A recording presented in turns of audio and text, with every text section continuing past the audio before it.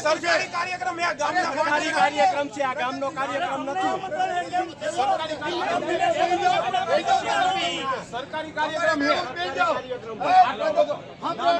પ્રગતિશીલ ખેડૂત પણ પ્રગતિશીલ ખેડૂત કયો આમાં આ બેઠા